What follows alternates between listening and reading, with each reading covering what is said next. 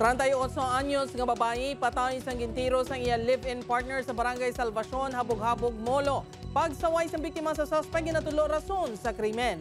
Si Kim Salinas nakatuto. Manugtungang gabi sang ginpukaw sang matunog nga singgit sang isa ka babae, si alias Toto sa barangay Salvacion Habog-Habog, Molo. Nabadian sini nga nagapangayo sa bulig ang bata nga babae matapos gintiro sang iya amay ang live-in partner sini nga si alias Nene, 38 anyos, isa ka OFW. Si mamaya nagasabat ga response sa mamaya aga mo lang na tinabatyagan ko nga ginaguyod dyan dito. Igo sa agdang ang naagom sang biktima kag conscious pa sang gindala sa ospital. Matapos ang isa ka oras, ginbawian ini sang kabuhi. Nakapalagyo naman ang suspetsado nga si alias Nonoy, 38 anyos, kag residente sang nasambit nga barangay. Base sa investigasyon sang kapulisan, antes nagluntad ng pagpaniro sa babae, nagabayis kag ginasaway sang biktima ang suspek nga indi pagpakapton sang pusil ang iya bata.